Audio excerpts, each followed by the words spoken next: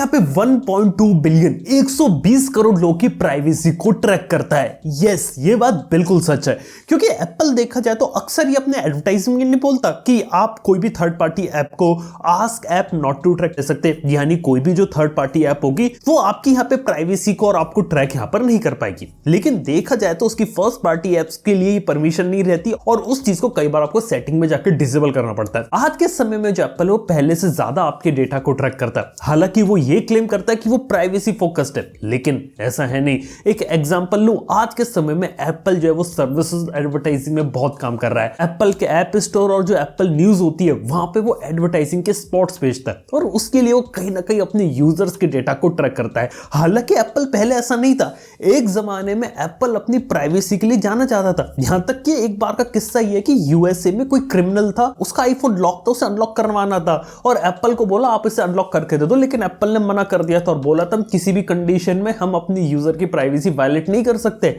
बहुत अच्छा काम था। और उसके बाद वहां पे एफबीआई को वो चीज किसी और कंपनी को देनी पड़ी और उनका आईफोन अनलॉक करवाना पड़ा। लेकिन अभी के समय में एप्पल की कहानी बताऊं क्या है। चाइना के अंदर पता है एप्पल बहुत बिकता है, लेकिन चाइना के अंदर हमें पता है कि वहां पे इंटरनेट अलग चलता है, वेबसाइट ब्लॉक है और अलग अलग चीजें वहां पे काम नहीं करती। और वहां पे चाइनीज गवर्नमेंट ने लिटरली यहाँ पे एप्पल को बोला कि आप ऐप स्टोर से सारी वीपीएन सर्विसेज को हटाइए, आप जितनी भी एप्स बैंड है सबको हटाइए। यहाँ पे न्यूयॉर्क टाइम्स की ऐप बैन कर रखी उन्होंने, उसे हटा दिया एप्पल के ऐप स्टोर से। यानी कि चाइनीज मार्केट के लिए एप्पल का इकोसिस्टम ही पूरा बदल दिया। और कहानी में तो ट्विस्ट ये आता है कि चाइना की गवर्नमेंट ने बोला कि जितने भी चाइनीज यूजर्स होंगे उनका सारा डेटा चाइनीज सर्वर पे रखा जाएगा और चाइनीज गवर्नमेंट उसे कंट्रोल करेगी। और उसके बाद एप्पल ने क्या किया कि यहाँ पे dedicated data centre servers China में ओपन करे और जिन्हें चाइनीज गवर्नमेंट एक्सेस कर सकती है। यार ये प्राइवेसी को लेकर काफी सारी खतरनाक चीजें। अक्सर हम गूगल या दूसरी कंपनीज को ब्लेम कर देते हैं, लेकिन एप्पल भी कोई दूध का धुला नहीं है। उसके अंदर भी प्राइवेसी से रिलेटेड काफी ज्यादा दिक्कत। और अगर आप सोचते कि एप्पल का आईफोन लेके आपका डेटा 100% प्राइवेट रह जाएगा,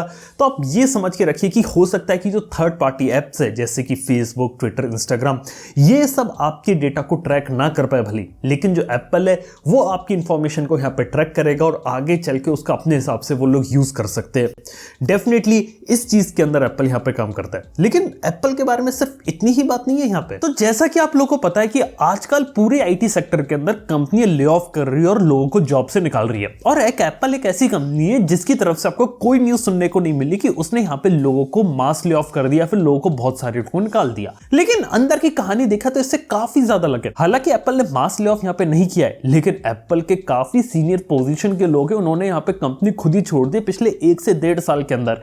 जैस की बात करें, कंपनी के अंदर जो वाइस प्रेसिडेंट लेवल की पोजीशंस होती हैं, काफी सारे लोगों ने उनको यहाँ पे रिजाइन कर दिया और निकल गए कंपनी से। मतलब लगभग 2022 के अंदर 6 से ज्यादा ऐसी पोस्ट यहाँ पे खाली हो चुकी थी। और वाइस प्रेसिडेंट वो पोस्ट होती है जिसके टॉप पर आपके सीईओ टिम कुक होते हैं, उसके नीचे सीनियर वाइस प्रेसिडेंट होता है और उसके नीचे जो वाइस प्रेसिडेंट की जो कैटेगरी होती है वहां पे लोग यहाँ पे छोड़ के चले गए। और जो कंपनी से जो लोग निकले हैं उनकी पोजीशंस भी काफी खतरनाक थी। जैसे की बात करें, कोई निकला है इंडस्ट्रियल डिजाइन से, ऑनलाइन स्टोर से, इंफॉर्मेशन सिस्टम से, एप्पल्स क्लाउड एफर्ट से, aspects of hardware and software engineering, privacy matters, sales in emerging market, subscription services, procurement, इन सारे फील्ड्स के जो वाइस प्रेसिडेंट्स होते हैं उन्होंने कहां से कंपनी से निकल गए। और ये काफी बड़ी चीज हो जाती है कंपनी के लिए। जब सीनियर मोस्ट लेवल पे लोग अगर निकलने लगे कंपनी से, तो उसके फ्यूचर को लेकर काफी ज्यादा खतरनाक बात हो जाती है। लेकिन कहानी में इंटरेस्टिंग बात तो ये हो जाती है कि कुछ ऐसी चीजें जो एप्पल फ्यूचर में करने वाला है और उसके प्रोजेक्ट के जो हेड है वो कंपनी छोड़ के चले जाए। मतलब आप लोगों को तो पता होगा ना कि एप्पल एक कार यहाँ पे बना रही है, इसके बारे में बहुत चीजें सुनते रहते हैं कि एप्पल की कोई electric car, self driving car यहाँ पर आने वाली है। लेकिन 2021 में उसके हेड ने, जो एप्पल कार बना रहे थे, उसके हेड ने कंपनी छोड़ के फोर्ड कंपनी को ज्वाइन कर लिया। है ना काफी इंटरेस्टिंग चीज। मतलब कोई प्रोजेक्ट बीच में से छोड़ के यहाँ पे चले गए। और सिर्फ यहाँ पे बात खत्म नहीं हो जाती। यहाँ पे एप्पल के हम डिजाइन के बारे में अक्सर यहाँ पे बात करते हैं, लेकिन क्या आप लोगों को मालूम है कि एप्पल के चीफ डिजाइन ऑफिसर 2019 तक जॉनी आइव थे, जिन्होंने यहाँ पे ओरिजिनल आईफोन को डिजाइन किया था, यहाँ पे आईपॉड को डिजाइन किया था, और भी जितने भी एप्पल के प्रोडक्ट्स होते हैं ना, उनके पीछे जो डिजाइनिंग होती है ना, वहां पे जॉनी आइव का दिमाग था। बहुत अच्छी चीज है, लेकिन वो अलग हो गए थे कंपनी से, लेकिन उसके बाद भी कंपनी चल रही थी। उसके बाद उनकी हेड ऑफ डिजाइन यहाँ पे बनी थी इवांस हेंग की, लेकिन रिसेंटली उन्होंने भी कंपनी छोड़ दिया और इस समय देखा है तो हेड ऑफ डिजाइन यहाँ पे पूरे एप्पल के अंदर है ही नहीं इस समय। यस, ब्लूमबर्ग की एक रिपोर्ट से पता चलता है कि एप्पल की इंडस्ट्रियल डिजाइन के हेड की पोजीशन यहाँ पर खाली है और देखा जाए तो अभी एप्पल उसे यहाँ पे भरने का सोच भी नहीं रहा है। जी हाँ दोस्तों, कुछ ऐसी बातें भी एप्पल के अंदर चल रही है जो शायद लोगों का जानना यहाँ पे जरूरी है, क्योंकि कंपनी बाहर से कैसी भी दिखे लेकिन कई बार इंटरनल चीजें कई बार उतनी अच्छी भी नहीं होती और एप्पल के बारे में ये बात है। और एप्पल के एक और प्रोजेक्ट के बारे में आपको बताता हूं। ये बात तो आपको पता है कि एप्पल वाले अपना AR और VR हेडसेट बनाने वाले।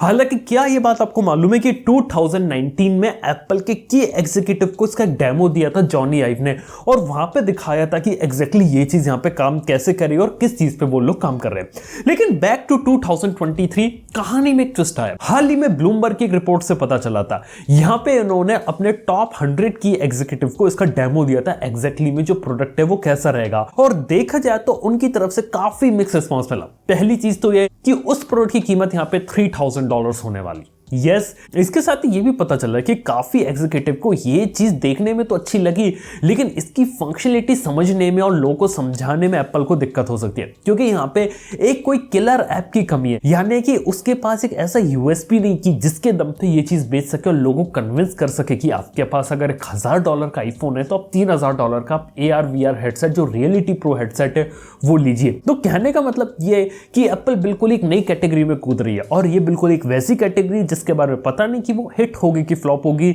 लेकिन हाँ ये भी इन्फॉर्मेशन थी जो रिसेंटली मेरे को पता चली तो सोचा आपके साथ शेयर कर। और इसी के साथ ही बात करें तो यहाँ पे गूगल और एप्पल की काफी इंटरेस्टिंग लड़ाई चल रही है जो है iMessage वर्सेस RCS की। देखो यहाँ पे कहने का मतलब क्या है, यहाँ पे एप्पल के आईफोन में iMessage रहता है जिसके अंदर आप रेगुलर SMS भी भेज सकते हैं, लेकिन सामने के वाले के पास अगर आईफोन है तो उसके साथ आप नॉर्मली चैटिंग कर सकते हैं, फोटोज वीडियोस भी शेयर कर सकते हैं जैसे आप नॉर्मली व्हाट्सएप के अंदर करते हैं। और गूगल ने भी इस चीज को इंप्लीमेंट किया है गूगल RCS के रूप में, यानी गूगल मैसेंजर के अंदर अगर आप सामने वाले एंड्रॉइड फोन के साथ अगर आप इस तरीके से चैट करना चाहते हैं तो वहां भी आप चैट कर सकते हैं, इमेजेस वगैरह को आपस में भेज सकते हैं और यहाँ पे मोबाइल डेटा का यहाँ पे यूज करेगा। जैसे कि आमतौर पर यहाँ पे व्हाट्सएप काम करता है, ठीक ये चीज यहां पे काम करती है। लेकिन जो गूगल की टेक्नोलॉजी और जो iMessage है ना, ये आपस में इनकम्पैटिबल है, यानी कि अगर iMessage वाला कोई गूगल को भेजेगा तो ऑटोमेटिकली SMS में कन्वर्ट होकर वहां पे चले जाएगा और गूगल वाला अगर एप्पल वाले को भेजेगा तो वो चीज SMS में कन्वर्ट होकर चली जाएगी।